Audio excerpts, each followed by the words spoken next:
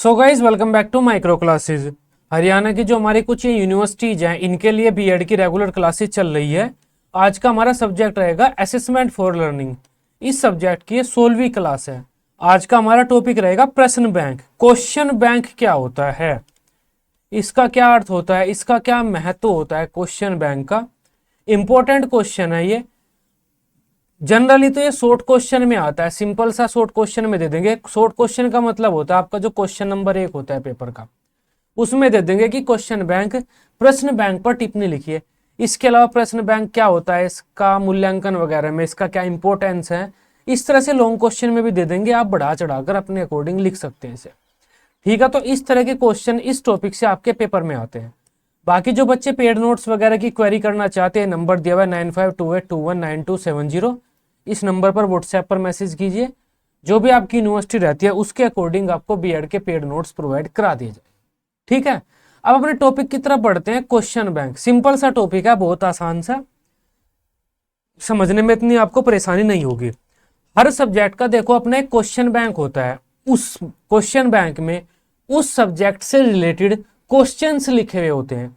उस सब्जेक्ट का टीचर जब भी बच्चों का टेस्ट वगैरह लेना चाहता है या बच्चों का एग्जामिनेशन लेना चाहता है तो वो उस सब्जेक्ट के क्वेश्चन बैंक में से क्वेश्चंस उठाकर पूछ सकता है।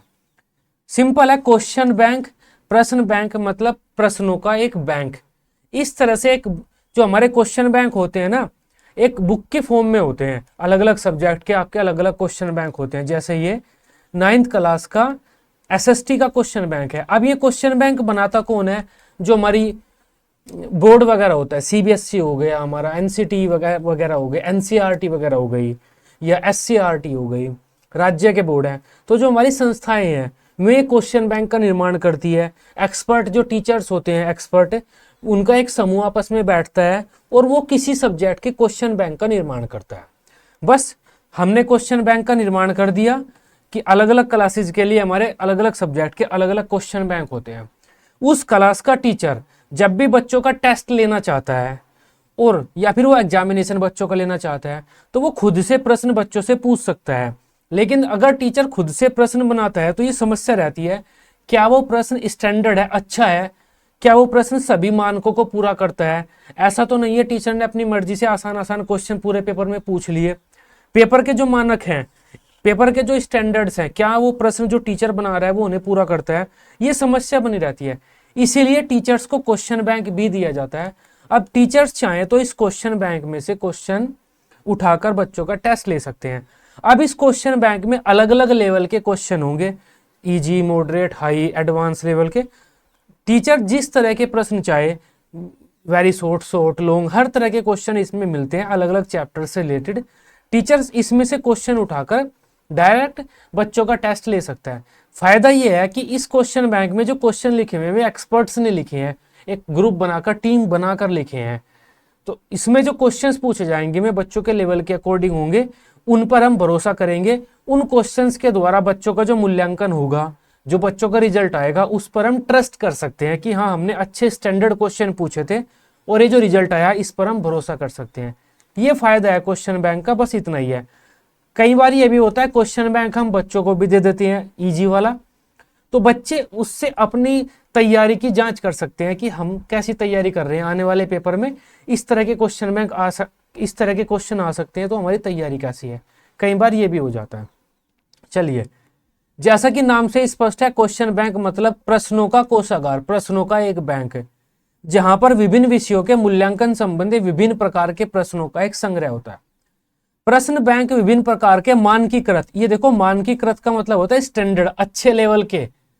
प्रश्न बैंक विभिन्न प्रकार के मानकीकृत मूल्यांकन प्रश्नों का एक संग्रह होता है जिसका उपयोग विभिन्न परीक्षाओं को कराने, विभिन्न क्विज को कराने या विभिन्न टेस्ट को लेने में किया जाता है। मतलब इनका प्रयोग करके हम बच्चों का मूल्यांकन कर सकते हैं। प्रत्येक विषय का प्रश्न बैंक अलग होता है जिसमें प्रश्नों की कठिनाई स्तर भी अलग अलग होते हैं। अलग अलग श्रेणियों में हम प्रश्नों को विभाजित करते हैं कठिनाई स्तर के अनुसार, टाइप्स के अनुसार की वेरी शॉर्ट अलग, लॉन्ग अलग, एमसीक्यू टाइप में अलग, सही गलत अलग, इस तरह से। शिक्षक प्रश्न बैंक का उपयोग करके आसानी से किसी भी परीक्षा या प्रश्नोत्तरी के लिए प्रश्न चुन सकते हैं और प्रत्येक बार परीक्षा का एक नया स्वरूप तैयार कर सकते हैं। इससे परीक्षा को निर्धारित मानकों के अनुसार व्यवस्थित किया जा सकता है। अब देखो, टीचर्स तो अपनी मर्जी से भी क्वेश्चन पूछ लेगा, तो प्रश्न बैंक का क्या फायदा ये है, प्रश्न बैंक में जो क्वेश्चंस लिखे हुए स्टैंडर्ड है, मानकों के अनुसार अच्छे प्रश्न है। ऐसा नहीं हो सकता कभी टीचर लॉन्ग क्वेश्चन में ये पूछ ले कि भारत की राजधानी पर टिप्पणी लिखिए, तो लॉन्ग क्वेश्चन में ऐसा क्वेश्चन लॉन्ग क्वेश्चन में अच्छा नहीं रहता। लॉन्ग क्वेश्चन में कैसा क्वेश्चन अच्छा लगता है, भारत की राजधानी पर टिप्पणी लिखिए, उसकी समस्याओं को बताइए, वर्तमान समय में भारत की राजधानी की समस्याओं के सुधार के लिए कौन कौन से प्रयास किए जा रहे हैं। तो ऐसा क्वेश्चन लॉन्ग क्वेश्चन में अच्छा लगता है। सीधा सा आपसे कोई पूछ ले कि शिक्षा का अर्थ बताओ और लॉन्ग क्वेश्चन में, तो एक स्टैंडर्ड क्वेश्चन नहीं माना जाता। लॉन्ग क्वेश्चन थोड़ा लंबा होना चाहिए। तो इसका ये फायदा है कि इससे जो परीक्षा का निर्माण होगा वो मानकों के अनुसार होगा, अच्छी परीक्षा का निर्माण होगा। इसके साथ ही शिक्षार्थी अपने ज्ञान का स्वयं मूल्यांकन भी कर सकते हैं। कई बार जब बोर्ड के पेपर आते हैं ना, तो टीचर क्या करते हैं, इस क्वेश्चन बैंक में से ही बच्चों के सामने कुछ प्रश्न रख देते हैं, उन्हें ही पीडीएफ फॉर्म में दे देंगे या ग्रुप वगैरह में डाल देते हैं आजकल तो, कि इस तरह के क्वेश्चन आपके पेपर में आ जाएंगे। इससे बच्चे क्या करते हैं, अपनी तैयारी स्वयं मूल्यांकन कर लेते हैं, हमारी तैयारी कैसी चल रही है। अब प्रश्न बैंक के क्या क्या फायदे हैं देखो, आप खुद लिख दोगे इसे, ज्यादा टफ टॉपिक नहीं है, बहुत आसान टॉपिक है, दोबारा आपको पढ़ना भी नहीं पड़ेगा इसे। प्रश्न बैंक के क्या क्या लाभ होते हैं, सबसे पहला तो शिक्षकों को परीक्षण लेने में जो समय लगता है, परीक्षण का निर्माण करने में, एक्चुअल में जो टेस्ट बनाते हैं, पेपर बनाते हैं टीचर्स का, टाइम बच जाता है। इससे परीक्षा में प्रयोग किए गए प्रश्नों की गुणवत्ता और विविधता सुनिश्चित होती है कि अच्छे गुणवत्ता वाले अलग अलग तरह के प्रश्न टीचर रख सकता है। प्रश्न बैंक विशिष्ट शिक्षण के उद्देश्यों, अच्छा यह भी है, प्रश्न बैंक जो हमारे उद्देश्य हैं उनके अनुसार प्रश्नों का चयन करने में भी हमारी मदद करता है। ऐसा नहीं है कि एक ही तरह के क्वेश्चन हमने रख दिए, अलग अलग उद्देश्यों के आधार पर क्वेश्चन सेलेक्ट करने में प्रश्न बैंक हमारी मदद करता है।